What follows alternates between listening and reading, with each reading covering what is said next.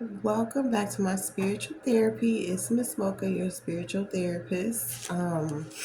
Okay, so I know I have a few different series going on right now, but studying the Bible, reading the Bible is over a lifetime, so you don't have to feel overwhelmed trying to follow all the series.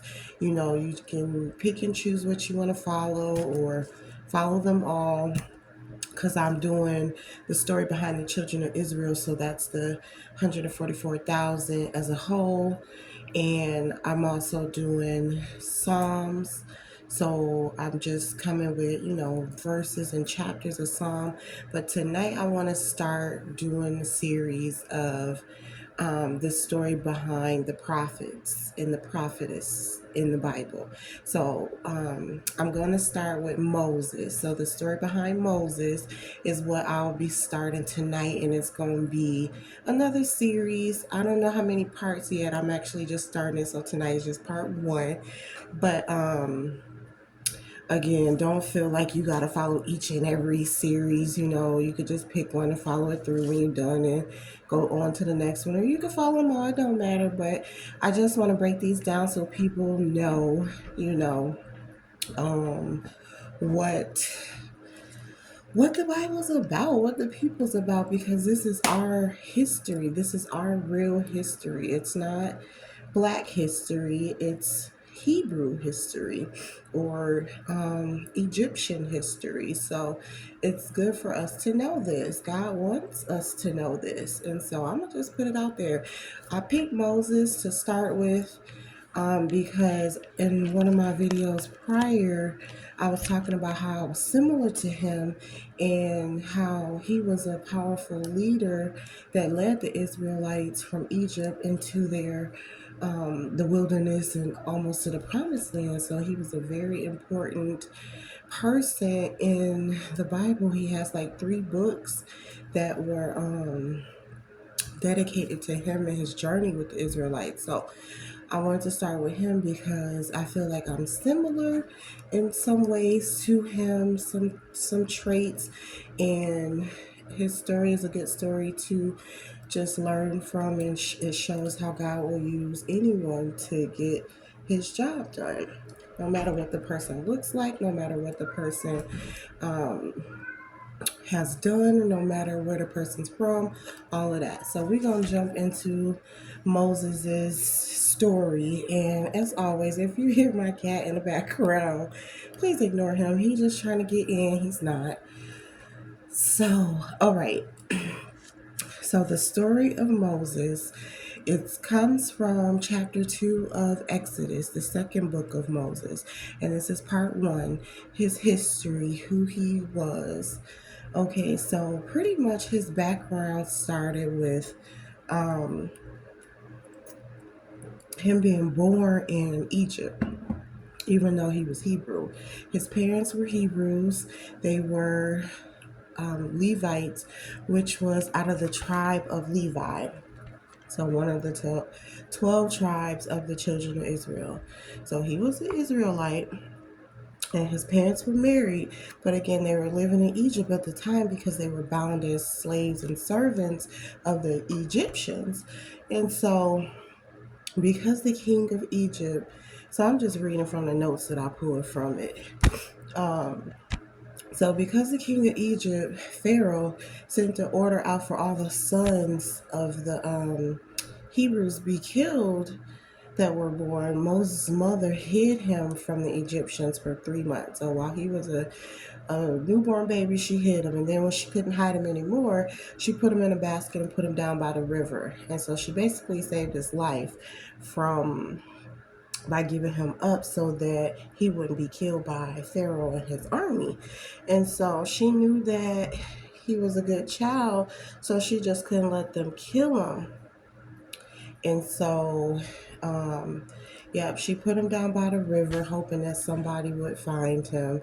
And his sister watched over him, to see what would happen to him. And so that's kind of how his birth started, or his history started. So Pharaoh's daughter, an Egyptian, the daughter of the king, ended up finding him with her maids. And so she knew he was one of the Hebrews' children, so she sent one of the maids, which happened to be his sister, Miriam, Moses' sister, to go get a Hebrew nurse to come and nurse the baby for her. So it's like she found the baby, so she was gonna keep the baby because the baby was crying. She felt compassion for the baby, so she was gonna keep him. And so what Miriam did is she went and got their mother, so Moses' own mother, to nurse him. And so when she brought their mother back, the Pharaoh's daughter was like, okay, you nurse him and I'll pay you for it. And so the actual mother, Moses' actual mother, ended up nursing him and also getting paid for it too. So that was crazy. But yeah, this is his life. And so when he grew older, she gave him back to the Pharaoh's daughter and he became her son. So again, his mother gave him up. So basically the mother gave him up for adoption to Pharaoh's daughter. And so she adopted him, named him Moses, and she basically raised him. So he was raised wealthy and in royalty. Um, but by the time he grew up, got grown, he got into some trouble. So in Egypt, because he was still living there, he killed a man, an Egyptian man that he saw attacking a Hebrew man. And so he knew that the Hebrew man was his brother. And so he killed because he knew he was Hebrew. It didn't speak on that, but when he saw that the man was attacking a Hebrew, he knew that the Hebrew was his brother. That's what it said. So he knew that he was Hebrew, but I believe it referred to the Egyptian man as his brother and the Hebrew man as his brother, which technically both were true. But even though he was an Israelite Hebrew, he was also raised as an Egyptian. So they both was his brothers. So, but he came to the rescue of the Hebrew man. So he ended up killing the Egyptian attacker and burying his body in the sand. And the next day he saw two other Hebrew men fighting and he stepped in, trying to break them up. And they kind of gave him some pushback, like, who made you the judge of us? Or, trying to say, you can't tell us what to do. We do what we want. And then they're like, oh, you're going to kill me like you killed the Egyptian guy? And so then Moses got scared because he figured everybody knew now. And sure enough, he was right. The king knew. So the king was looking for him to kill him. And so Moses had to get up out of there. So he ran away to what said a foreign land, which was Midian. So I looked up Midian, and it's east of Egypt, across the Sinai Peninsula, which was in Egypt, northwest Saudi Arabia. Currently in Saudi Arabia. Back then, it was Midian, I guess.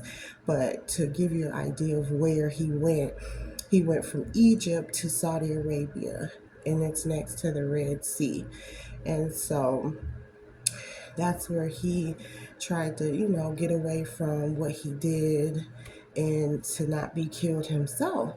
And so there in Midian country, I believe, yeah, it's a country because it's now Saudi Arabia. And so when he got there, he sees these girls down at the water, at the well, trying to get water, and he saw some shepherd men chasing them away. So he stood up to help the women, or the girls, the women, and they turned out to be daughters of the priests of the country. And so they went back and told their father how this Egyptian man had helped them. And the father was like, well, where is he? Invite him in for dinner. He wanted to thank them. And so Moses came and he ended up living with them. And the priests gave Moses one of his daughters to marry, and then they had a son. So that's where I'm going to stop with part one and basically going over his history. So I pulled out important traits and things about him.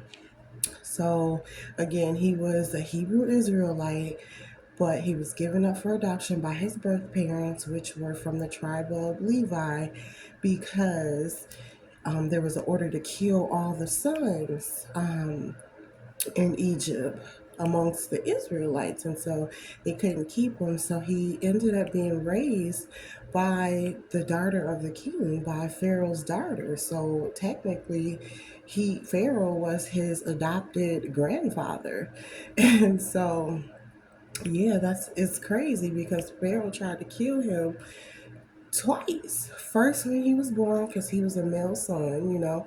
Second, when he found out what Moses had did by killing one of the Egyptian men.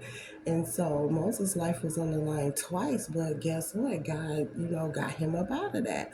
So even though his life was in danger from the king, God knew that he was going to use Moses, so he, kept him alive. And some of the traits that I pulled out, more like, characteristics and his flaws. The flaws was he was a murderer. He committed a murder, you know.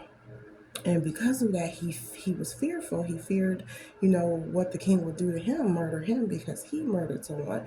But he was murdering, because he was defending someone else that was being attacked. So in his eyes, he was looking to help, just how he helped try to break up the fight between the Hebrews. Again, he's showing qualities of being helpful, being there for people, trying to do the right thing for people. Just how he helped the ladies in the new country get the water to take back to their father. So it seemed like Moses was always trying to stand up, do the right thing, be helpful to people. So I say he was fearless in doing what it takes to help people. He wasn't worried about himself or putting his own life in danger, even though he did, because he was being selfless and trying to help other people. And so I also said that he was strong because doing that takes a certain kind of strength. Protective too.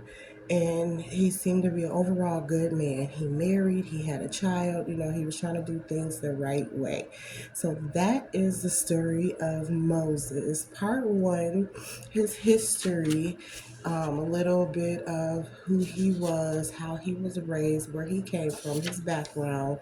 And I'll come back, with part two, and we'll talk about the calling that God had for him, or calling on his life. So as always, thank you for listening.